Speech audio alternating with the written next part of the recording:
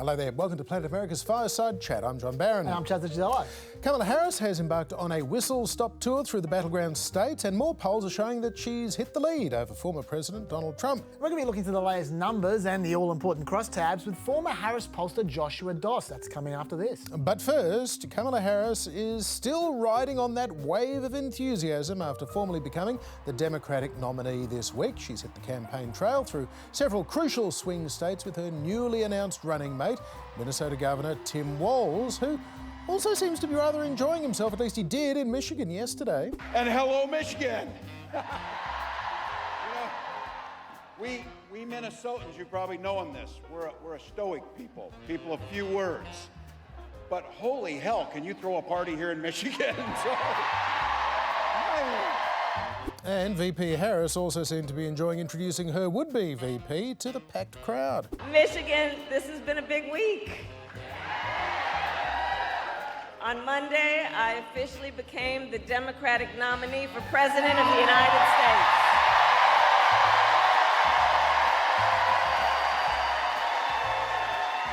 And yesterday, I announced my running mate in this campaign, Governor Tim Walz. To his fellow veterans, he is Sergeant Major Walz. To the people of southern Minnesota for 12 years, he was a congressman. To his former high school students, he is Mr. Walz. And to his former high school football players, he was Coach. And in 90 days, the nation will know Coach Walz by the title Vice President of the United States. So far, there is a real happy warrior vibe about this campaign, echoes perhaps of Obama's themes of hope and change back in 2008. Harris is still honing her stump speech. It's running at about 25 minutes compared to Trump's standard hour and a half.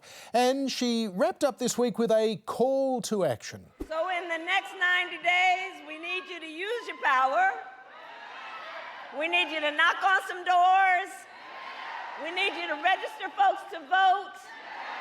We need you to organize and energize and mobilize and make your voices heard. So Michigan, I ask you, are you ready to make your voices heard? Do we believe in freedom? Do we believe in opportunity? Do we believe in the promise of America? Ready to fight for it. And when we fight, we win.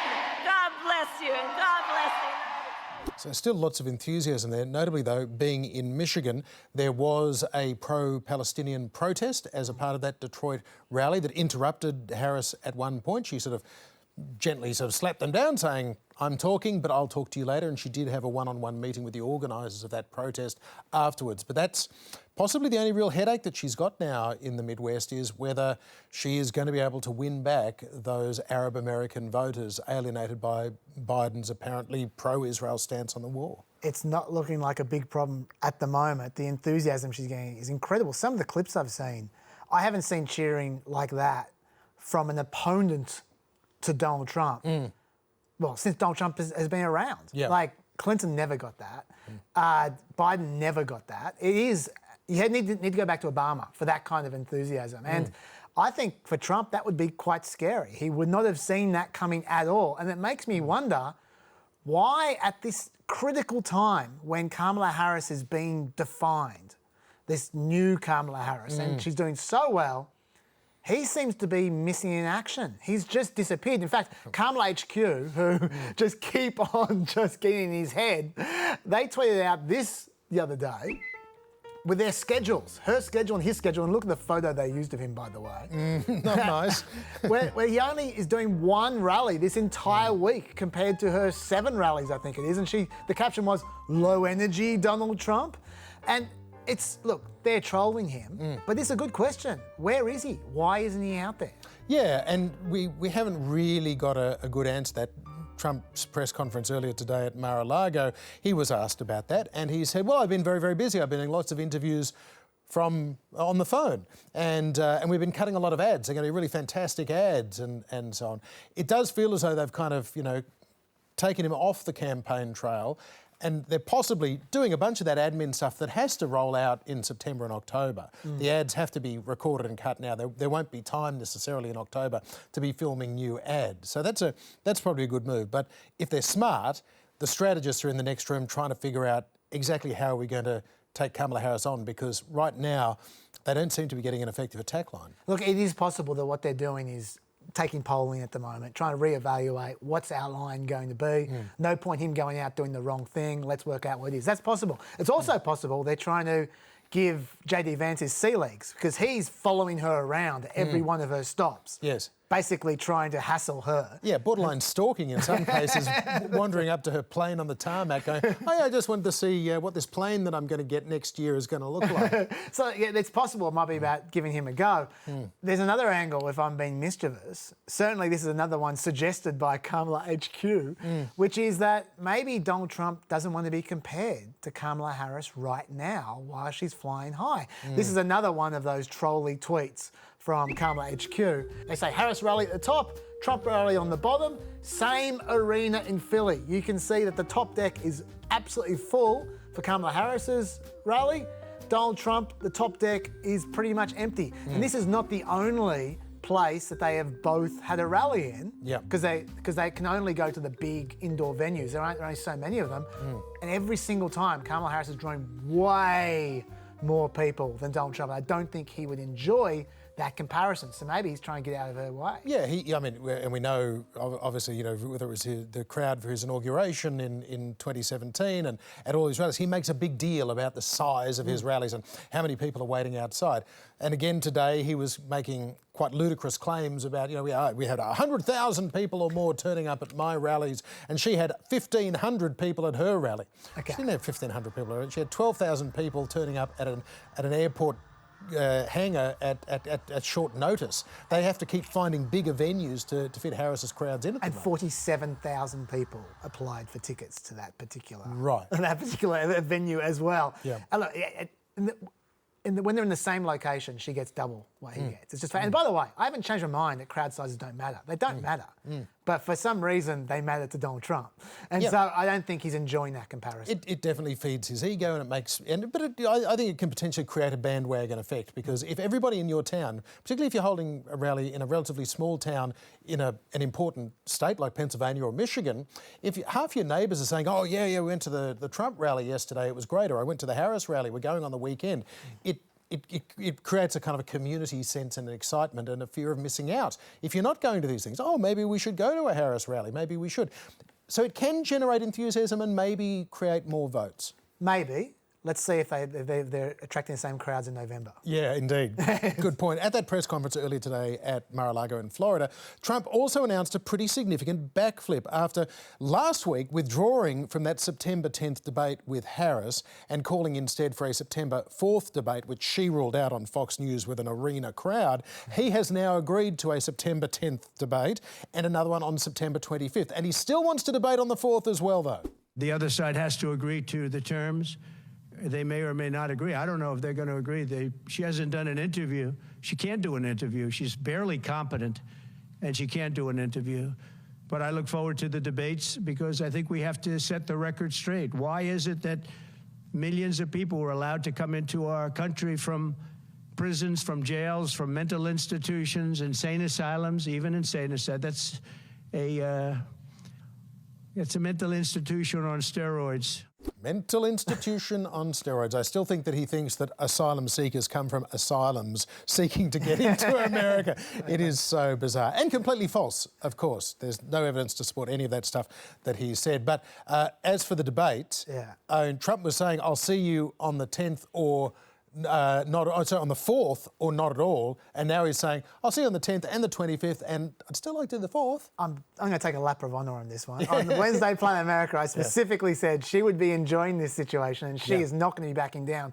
I should have explicitly said Trump's going to cave, because that's what I was thinking. But he was just in a no-win situation here. Like she doesn't need to debate him. He needs to debate her. She's flying high at the moment. And he's running the same, she's barely mentally competent line that he was running against Biden. Well, that worked a treat against Biden.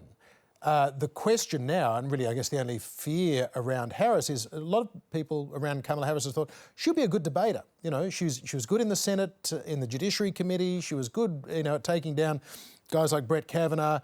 Maybe she'll be good in this debate, but could it happen again? Could history repeat? Could Kamala Harris actually be as bad when she's off teleprompter as Trump argues that she is? And then suddenly Democrats are going, oh my God, it's happened again. Who's next? So every single time I hear people ask about debates and Kamala Harris, I get flashbacks of Tulsi Gabbard wiping the floor with her in the primaries in 2020. But there are two major differences here. In the primaries in 2020, the race was to be as left-wing as possible. Kamala Harris has never been comfortable as a left-winger. She's always been more comfortable, going all the way back to California, running to the centre. So she's on her turf right now in a way she wasn't in 2020. The second thing that I think about is, you know what? I would never have expected her to be doing as well as she has been doing for the last 2 weeks. Maybe she's improved. And I guess we'll find out. And her prosecutor's instincts should, face-to-face, one-on-one with Donald Trump, she can say the things to his face that Democrats have been wanting somebody to say to his face for a very, very long time. Also, let's not forget, we were very distracted by how badly Joe Biden did the last debate. Donald Trump did not do well in the last debate. Donald Trump is a shadow of his former self. He's not a good debater, no matter how many times he says he is. And Kamala Harris will not have to be very good to smash him. So we'll see where she's at. And interesting as well to note that historically most debates happen in October. It never happened before in June. and the fact that we've now got 2, possibly 3 in September still means there's going to be a 5 or 6 week gap between the last debate and the election, which is again historically unprecedented. So the effect that they might have on the election and the time for either one of them or both of them to recover after a bad series of debates is also in there. Maybe she should warm up with an interview or two, John. Yeah, well, that's the thing right now. It's like, OK, she's doing great in these speeches when she's working on a teleprompter. But let's talk a little bit about the criticisms that emerged quite quickly this week about Tim Walz. A lot of Democrats surprisingly enthusiastic about a guy who was not particularly well known. And given the fact that he wasn't the best known of the potential running mates for Harris, Republicans moved very, very swiftly to try and define him in the minds of voters, because most of them have never heard of this guy. So they've said this week he was soft on crime, soft on his response to the Floyd killing. He's a liberal, and perhaps most damaging of all, potentially, he exaggerates his military service. Take a look. Walz did say on camera that I carried a gun in a war. Well, which war did you carry a gun in? Because you apparently never went to a war zone. That is a totally reasonable question to ask. And I think the evidence at this point is overwhelming that he lied about serving in a combat zone. OK, let's do a quick fact check on that. Tim Walz did enlist in the Army National Guard in Nebraska. It's like Australia's Army Reserve. He was 17 when he signed up, and he served for the next 24 years. He retired officially in 2005 after several overseas deployments without ever seeing combat in that time. 2 months after he formally retired, his old unit was then activated and then was sent to Iraq. By then, Tim Walz was often running to become a congressman from Minnesota. He won that race. He went on to become the congressional chair of the House Veterans Affairs Committee, a big advocate for veterans issues.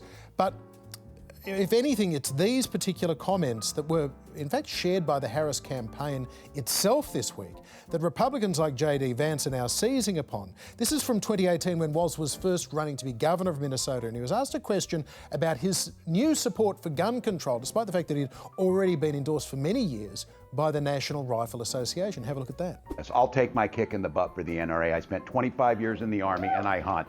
And I gave the money back, and I'll tell you what I have been doing. I've been voting for common sense legislation that protects the Second Amendment, but we can do background checks. We can do CDC research. We can make sure we don't have reciprocal carry among states, and we can make sure that those weapons of war that I carried in war is the only place where those weapons are at. So it's those last words there. We can make sure that those weapons of war that I carried in war is the only place where those weapons are at.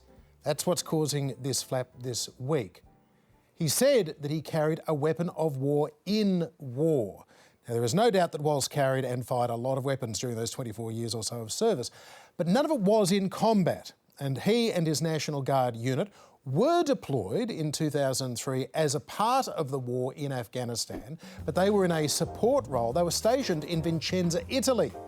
So I guess you can say he was technically in a war, but it was at a heck of a distance. So, was Walz meaning to imply that he saw combat in that answer? Was it just a poor choice of words in the moment? Maybe. He did say in war, not in combat, so there is that. And the point of what he was saying, and this was all unscripted, of course, was that weapons of war should not be in the hands of civilians on the streets of America to hurt each other. He wasn't really talking about himself. He wasn't talking up his military record at that point. He was just explaining that I'm not anti-gun. I'm still a gun owner, but I don't think that those guns that are used in a war should be on our streets. Well, over on Fox News, Trump's dutiful foot soldier Sean Hannity has joined in the full frontal attack on Tim Walz, saying that he also inflated his record, his rank, and he even implied that Tim Walz is basically a deserter because he retired. The Minnesota National Guard is disputing Walz's military biography, all but accusing him of inflating his rank. A statement from the Minnesota Guard to this show confirms that Walz retired from the military prior to his unit's deployment to Iraq, was demoted upon retirement because he had not completed the required coursework, and Walz is also accused of abandoning his platoon, quitting before that deployment to Iraq, despite his prior claims Walz never served in a war or a combat zone. OK, if we're going to go there, Sean, Sean Hannity, for all his flag waving and carrying on, has never served a single day in the military. But the Walz rank thing is worth understanding. It was a technicality. You can retire with a certain acting rank, and then in retirement you can go down a rank, which can affect your pensions and entitlements if you haven't finished a bunch of coursework and exams. It wasn't a disciplinary thing, as Sean was implying there. But nevertheless, JD Vance is accusing Tim Walz now of, he says, stealing valour. Well, I wonder, Tim Walz, when were you ever in war? When was this, what was this weapon that you carried into war, given that you abandoned your unit right before they went to Iraq, and he has not spent a day in a combat zone? What bothers me about Tim Walz is the stolen valor garbage. Do not pretend to be something that you're not. And that's quite powerful coming from JD Vance, who wrote about in his book and has made a lot in his political career about the fact that he is a military veteran himself. He likes to talk about it. But what was JD Vance's military service? Well, he was deployed to the Iraq War in 2005 as a military journalist. So he wrote stories about the war. He escorted other journalists around to take pictures of the war. But despite his title, combat correspondent, he did not at any time experience combat. Doesn't mean he didn't serve his country, and well. But he wasn't in combat either. At the end of the day, these attacks on Tim Walz are a little bit reminiscent to me of the attacks back in 2004 on the then Democratic presidential nominee, John Kerry. John Kerry, as you might recall, had commanded a so-called swift boat during the Vietnam War. He'd won several medals for his bravery and for wounds that he suffered. After he returned to the United States in the early 70s, he criticised the war before Congress, and he then went on to have a political career, became United States Senator. When he then ran for president against George W. Bush at the height of the Iraq and Afghan War in 2004, a group calling themselves the Swift Boat Veterans for Truth claimed that, in fact, John Kerry was no hero. He was, in fact, they said, a liar and a coward. I served with John Kerry. I served with John Kerry. John Kerry has not been honest about what happened in Vietnam. He is lying about his record. I know John Kerry is lying about his first Purple Heart because I treated him for that injury. John Kerry lied to get his Bronze Star. I know. I was there. I saw what happened. His account of what happened and what actually happened are the difference between night and day. John Kerry has not been honest, and he lacks the capacity to lead. When the chips were down, you could not count on John Kerry. John Kerry is no war hero. He betrayed all his shipmates. He lied before the Senate. John Kerry betrayed the men and women he served with in Vietnam. He dishonored his country. He most certainly did. It was a devastatingly effective series of ads, but it turned out a lot of those swift boat veterans were distorting the truth or were flat out liars. Most of them did not serve with or even at the same time as John Kerry. Almost all of Kerry's former crewmates came out and supported him and his version of events, but the damage to Kerry was done. His campaign decided fatefully not to respond to the attacks, and he lost a close election to George W. Bush, who, for what it's worth, avoided serving in Vietnam altogether. The brains behind that Swiftboat Veterans for Truth ad back in 2004 was one Chris LaCivita, who is now one of Donald Trump's top advisors. Trump, by the way, as well, we should also note, he avoided service in Vietnam because he got a podiatrist to write a letter saying that he had bone spurs, which that podiatrist's daughters now say, yeah, that was completely made up. It was just done as a favour to his father, Fred, so that Donald wouldn't have to go and get shot at in Vietnam. So make of all of that what you will. Lives and war records and all these things are complicated, and sometimes people exaggerate things or misstate things. Do you think this is damaging to Tim Walz? I think you made a critical point before, which was that one quote was off the cuff, and it especially wasn't touting his war record. He was talking about guns. It was... if Tim Walz just comes out and says, yeah, I misspoke, sorry. Yeah. That's it. Right. Like, I just don't think that's a big deal.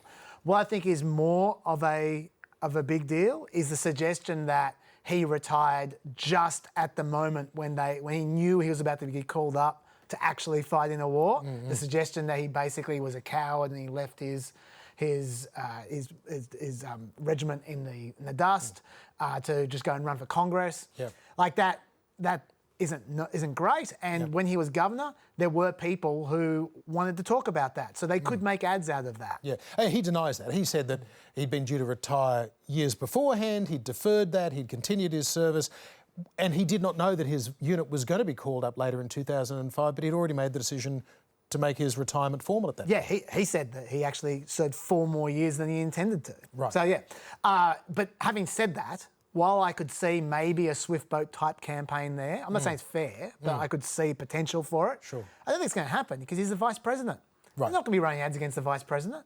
So I think JD Vance is going to make a few remarks about it during the debate, and I think that's as far as it goes. I don't think it's a real big deal. Yeah, I think we are seeing JD Vance, though, well, we're now seeing why he was chosen, because unlike the rehash of the old childless cat lady comments from several years ago, which do look weird, to coin a phrase, he this week, I would say he has been more effective in his attacks on Walz, in his attacks on Harris. He's an intelligent guy. I've been saying this the whole time. He is an intelligent guy. He said some dumb stuff in the past, but he was always going to come good as an attack dog because he's a smart guy. And there was another great attack this week about 2020, about the BLM riots, in which, of course, Governor Walz was governor in Minnesota, which was ground zero for the riot. Where George Floyd was killed by police. Totally. And at that point in time, he was asked by the mayor to put the National Guard into action, and it took him a day to do it. He said that the mayor didn't make the request in the proper form. The mayor denied that, and the record, I think, suggests the mayor was right.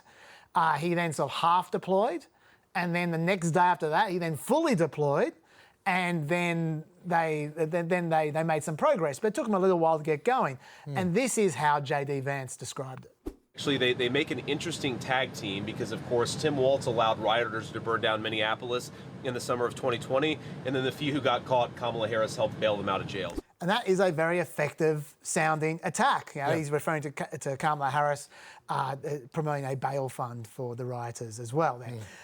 There's only one problem, and that is his attack line is somewhat undermined by his running mate, who, unfortunately for JD Vance, recorded a call with the governors back on the 1st of June in 2020 and had this to say about Governor Walz. I know Governor Walz is on the phone, and we spoke, and I fully agree with the way he handled it the last couple of days. I asked him to do that. What happened in the state of Minnesota, they were a laughing stock all over the world, and the whole world was laughing. 3 days later, I spoke to the governor. The governor's, I think, on the call, and he's an excellent guy. And all of a sudden, and I said, you got to use the National Guard in big numbers. They didn't at first, then they did. And I'll tell you that, I don't know what it was. It was the third night, fourth night. Those guys walked through that stuff like it was butter. They walked right through, and you haven't had any problems since. You haven't had any problems since. So, like, Trump was critical at one point in time of what was happening in Minnesota, but any clip that ends with him saying you haven't had any problems since and the governor's an excellent guy, it's hard to make it stick as an attack line. And on that same phone call, Governor Walz also made it clear that the reason why he didn't want to use the National Guard on day one was that he didn't want the optics of the army, or people who look like the army, being on the streets of cities, of American cities. He wanted the police and others to be taking care of it. And when he did call them out, he was urging Trump to say, we've got to make sure people understand the National Guard. I'm the National Guard. Your neighbours are the National Guard. We're just citizens. We're not this military force coming in to take over, because he was worried about it looking really, really bad and inflaming the situation. That's his version of events. Sure, but the point is, I'm not sure that attack's going to stick. Having said that, there is another attack that's been going around this week, which seems to have taken a little bit more paint off it's not really not off Governor Walz, it's more off Kamala Harris and the Democrats in particular, actually, which is the suggestion that since Governor Walz was selected instead of Governor Shapiro in Pennsylvania, which was a gimme for the most important state in the election, there was some suggestion that the Democrats didn't choose Shapiro because they were anti-Semitic. This was expressed by Eric Erickson as an example. No Jews allowed at the top of the Democratic Party, and the response to that from Chuck Schumer was news to me, which is nice. A fair response. And the fact is that there's 35 House Jewish members. Yes. 33 of them are Democrats. Yeah. And half the cabinet are Jewish people, and the Kamala Harris's husband is Jewish as well. Yeah, yeah. So look, it's a hard argument to make that Kamala Harris is an anti-Semite, given Doug Emhoff. But I mean, essentially, and the whole party is. But I mean, essentially, if there was a concern about Josh Shapiro costing them votes amongst Muslim Americans in the Midwest, in Michigan in particular, I mean. Well, I guess there is an anti-Israel sentiment in a lot of Palestinian American communities right now. Not the same as anti-Semitism, but there was a potential political price to pay elsewhere if Shapiro was on the ticket. But I'm sure there are other reasons, including just the fact that, you know, apparently she and Tim Walz just got on like a house on fire. Yeah, I was going to say, the suggestion that Shapiro was perfect, with the exception of the fact that he's Jewish and the Democrats hate Jewish people. That's just not true. Josh Shapiro had environmental issues. He was very pro-fracking. He had labour issues. The unions didn't like him very much. He had education issues. He was into school vouchers. On top of that, he was a very sophisticated, urbane kind of individual, the kind of person that's been dominating the Democratic Party for ages, and they're trying to appeal to the white working class at the moment. They're trying to appeal to someone who does this kind of thing.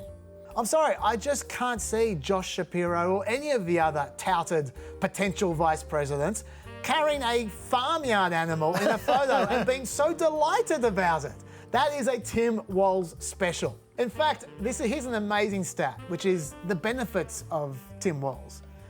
That Tim Walz is the first person on a Democratic presidential ticket to have not attended law school since 1980. That's the extraordinary. Top and the bottom of the ticket. They're all lawyers. And Tim Walz went to a state college and he was a teacher. Yeah. He is just an everyday guy. Now, that's gold for the Democrats in this election. So I think just suggesting, it's only because Josh Shapiro is Jewish, I think it's insulting to Josh Shapiro and very insulting to Tim Walz, and it's very short-sighted, I think. Yeah, I guess this week we saw a return to politics as usual. The distortions, the half-truths, the complete lies that all get peddled out in the desperate attempt to win a political campaign. But let's take a deep dive into what the polls at the moment are saying, and the focus groups as well. Joshua Doss is a pollster and political strategist who's worked with a lot of Democratic campaigns in recent years, including Kamala Harris's 2020 presidential bid, and he is considered to be a leading expert, particularly on black voters, and he's a senior research manager these days at Hit Strategies, based in Chicago. Josh Doss, welcome to Planet America's Fireside Chat. Yeah, nice to be here. Thanks for having me back. So as you have conducted and looked at other polling in recent weeks, Josh, what has been the most notable impact of Kamala Harris taking over the Democratic nomination? Yeah, so Donald Trump's campaign was kind of perfectly crafted to beat just one candidate, and that candidate was Joe Biden. From the messages and his speeches to the policy choices he planned to illuminate to even something as subtle as the order of states that he was planning to visit from the launch to election day. And that kind of all went out the window once Vice President Harris took the baton. And it's very clear to anyone who has worked on a campaign as a pollster, an event planner, or an organizer, and I've done all three, that the Trump team doesn't quite know how to run against Vice President Harris in the way that she messages, right? He knows how to respond to general allegations of him being a convict, but not quite how to do that when the message is coming from a prosecutor that has spent her life sniffing out and catching convicts, right? Believe it or not, former President Donald Trump was an outstanding communicator. But what we've seen from him in the last couple of days has been almost like an uncharacteristic fumbling. He's tried 6 or 7 different nicknames: Lazy Kamala, Laughing Kamala, Crazy Kamala.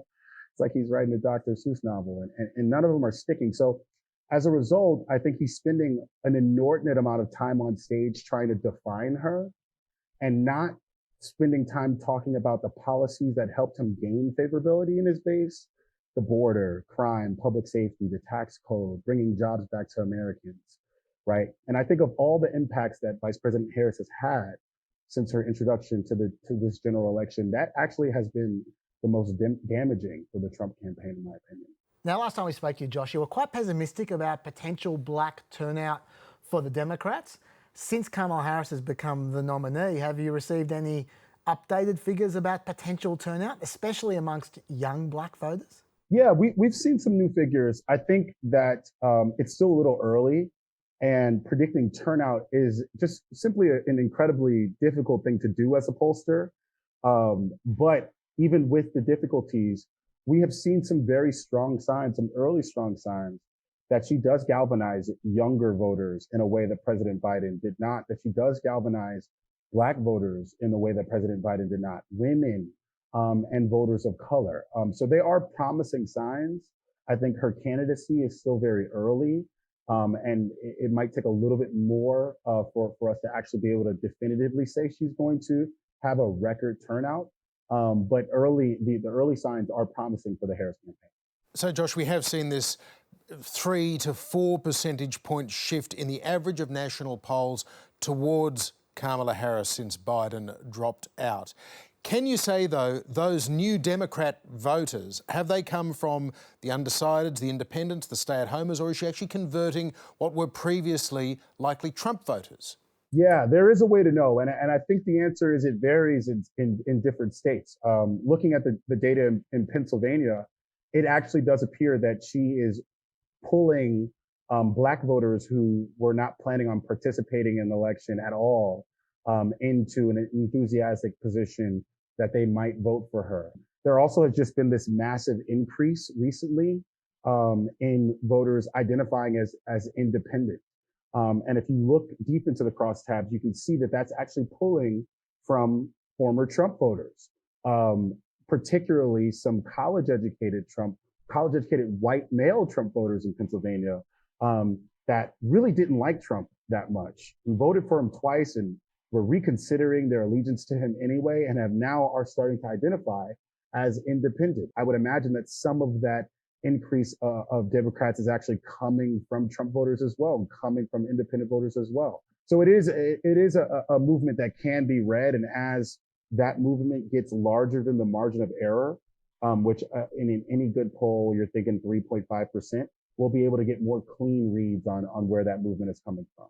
Can I ask, did you poll for various vice presidential nominees as well? And if so, how did Tim Walz do? Yeah, so once again, Tim Walz just a couple of days ago was just the governor of a state with less than 5 million people in it, right? We're talking about a country that has upwards of 300 million people in it. So his name ID is very low. And even JD Vance, Trump's vice presidential pick, name identification is very low. With that being said, you can see with his early introduction that he is very popular among younger voters, which actually tracks with his numbers in his own home state of Minnesota, of which 6 out of 10 younger voters gave him favorable ratings throughout his gubernatorialship. So it is looking like he's pulling somewhat of a parallel draw nationally to his home state of Minnesota, which actually has a little bit of variance politically, even though it has gone blue longer than any other state in American history. The elections are a lot closer than people would think. And oftentimes we can see that 40% of Minnesota voters that identify as Republicans are really speaking up and giving their voice, but they seem to have a decent affinity for Tim Walz, and some of that is starting to kind of show nationally as well. Now, Josh, at the moment, Kamala Harris seems to be undergoing some sort of rebirth amongst voters. But with your polling, have you unearthed any potential weaknesses so far in Kamala 2.0? Yes, there are some weaknesses for sure. So one thing I think folks don't talk about often is that President Biden overperformed in the suburbs and overperformed with older white voters, older seniors. He did much better than President Obama did. He did much better than former candidate Hillary Clinton did. I believe he ran 10 points ahead of Hillary Clinton with voters in the suburbs. And that delivered an instrumental part of his base that he was then able to take all the way to a win in 2020. And Vice President Kamala Harris is not quite popular there. And we'll have to either make up some of that ground in the next 80 or so days, or we'll really have to nail down her messaging towards voters of color who live in those swing states, like a Detroit inside of Michigan or a Philly inside of Pennsylvania, to kind of make up what it appears she will lose in the suburbs and among older white seniors. So, Josh, you're saying that there were pro-Biden voters who are not necessarily pro-Harris voters right now. So this isn't just an automatic transfer of an anti-Trump vote. That's certainly true. There will be a number of voters that supported Biden that will not be voting for Kamala Harris for a number of reasons. I don't want to get into speculation, but it appears that the same demographics that did not support Hillary Clinton are a little bit iffy about Vice President Harris as well.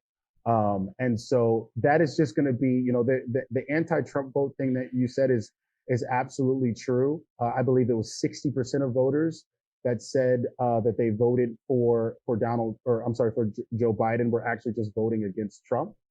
The good news for Vice President Harris is that a higher percentage of voters, when asked that same question, are saying that they're actually going to vote for Vice President Harris.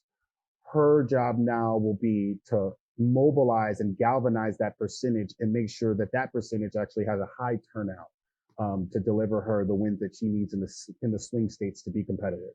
For the last week now, Trump's been trying to mainstream accusations that Kamala Harris is exploiting her African-American ancestry. Has that message seeped through at all in the polling to voters of colour, Josh? Yeah, I think it's Donald Trump at the National Association of Black Journalists Convention here in Chicago. I think you're talking about how he stated that he thought Kamala Harris recently turned black, which was a comment that confused me. I didn't know that there was an off switch to blackness. I tried to turn it off before this interview. I guess I've had too many oxtails to do that. But he did definitely piss some black voters off with that. We've been conducting focus groups with younger black voters, and that is the line that has really changed some of these persuadable voters, their opinions on Donald Trump, who was only polling at around 13 or 14% among black voters in any poll that had a robust sample size and low margin of error, which isn't particularly high. It's a little bit higher than some other Republican candidates have had, but not particularly high. So it does appear that that statement could make it a little bit harder for him to win over some of these voters that it appeared he was here to get.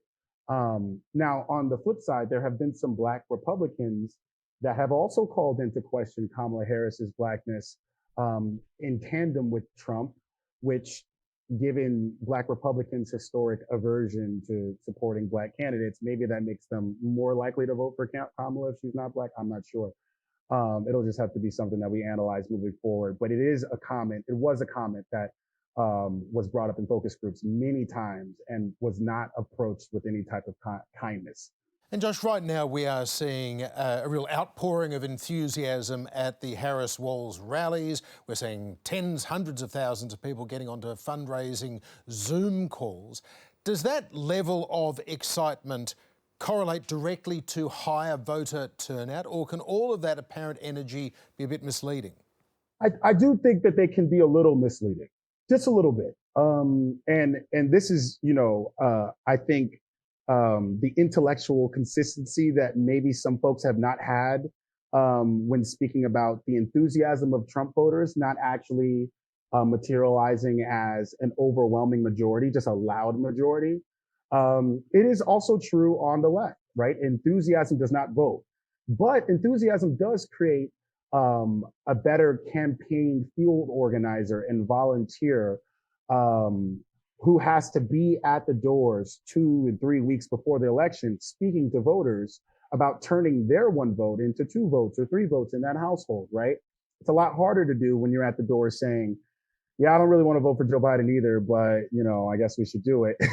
And it's a lot easier when there's a decent amount of enthusiasm on both sides of that doorway, right? So it is a good directional sign, but it can be a little bit misleading sometimes.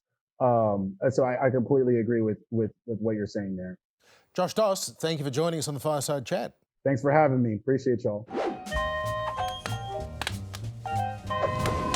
Time now in the Fireside Chat for the briefing room. Here's Melina Wicks. The 2024 election was rigged, is what you can expect to hear a lot of if anyone other than Trump wins. Trump has made election integrity the key focus of his campaign. We want a landslide this November. We want something too big to rig, too big to rig. Too big to rig, too big to rig, too big to rig. Undermining an election never sounded so catchy, but this cycle, Team Trump has gotten organised. Back in April, the Republican Party unveiled a historic 100,000-person election integrity program that would see volunteers and attorneys deployed across every battleground state. So what will they actually be doing? Some experts worry they'll just be intimidating legitimate voters. But the RNC assures us they're simply keeping an eye out for mass election fraud. You know, that thing they made up. As Lara Trump, RNC co-chair and a certain someone's daughter-in-law said, every ballot, every precinct, every processing center, every county, every battleground state, we will be there. Ominous. I think we can guess their new campaign song. Trump is so obsessed with this issue, he's cutting back ground game operations like door knocking, while hiring more people for the election integrity operation than any other department. Focus on the cheating, is what Trump said. So the guidance in the Republican Party is now focusing less on actually winning this election and more on convincing the public it was rigged if Trump loses.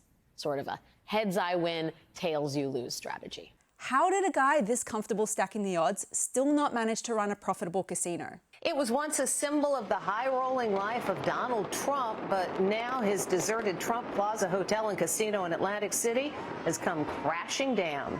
Lawsuits challenging the election have already started.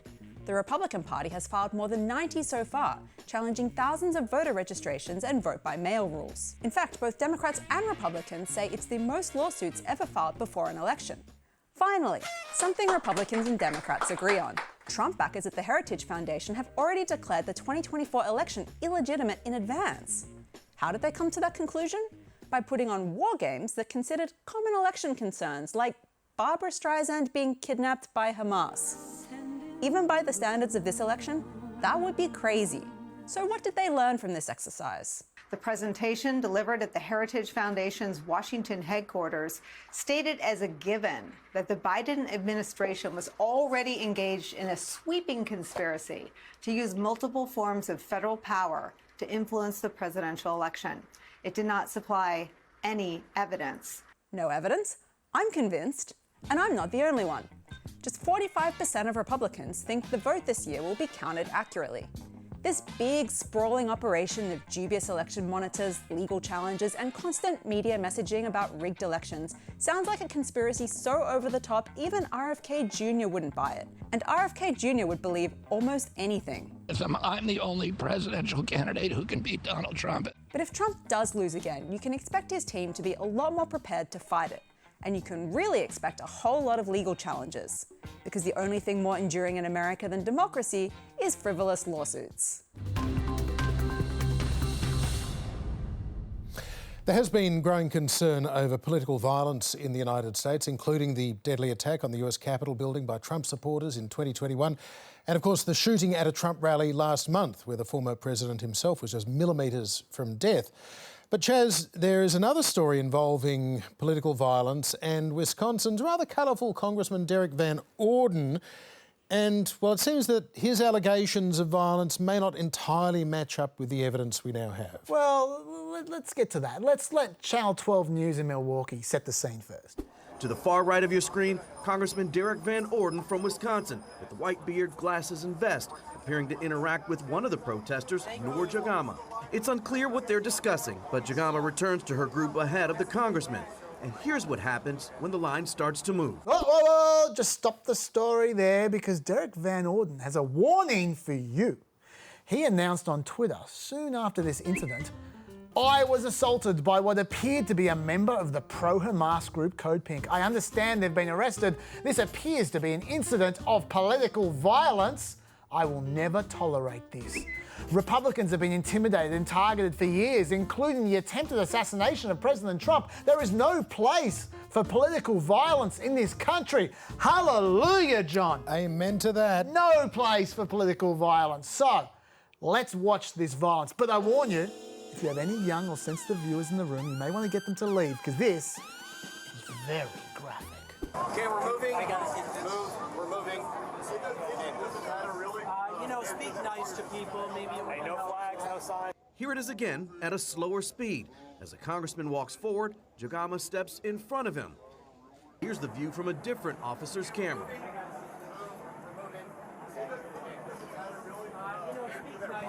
Hey, don't do that. Don't do that. Oh, okay, okay, don't touch me. You just assaulted a member of Congress. Yes. No, I didn't. Yes, I stood in front of you. Hey, you were touching me and I went in front of you. Thank you. That's what just happened. Wow, that was vicious. I don't think I'll ever forget where I was the moment I saw Derrick Van Orden possibly bump into somebody. Thank God he was a Navy SEAL so he could protect himself. Look, we should have blurred that brutal assault. It was just too graphic. Now, look, that was very bad. But it gets worse, because then the police seemed to forget that they were on body cam, and they appeared to help Van Orden press false charges. When the congressman tells officers he wants to press charges, they move the congressman's group forward in line, where the body camera captures this exchange. I saw it. Yeah, man. I agree. I really want to beat the crap out of those people. Geez, man, this guy's a good dude right here. And just before the congressman walks into the fister, the officer approaches him one final time to discuss filing a police report with Milwaukee Police, the agency which ultimately has jurisdiction. The questions they're going to ask is, did you feel pain? I have really bad pain. So, yeah, okay, felt pain? Yes, my hip hurts. I mean, it hurts already. Did she exacerbate it? I don't know. All right, but a hip check is a hip check. Yes, sir.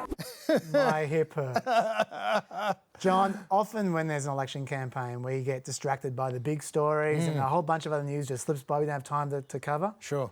I'm not skipping that story. Not on my watch. His name is Derrick Van Orden. Remember that. Derrick Van Orden. Yes, a Santa Claus coming to a department store near you in December, no doubt.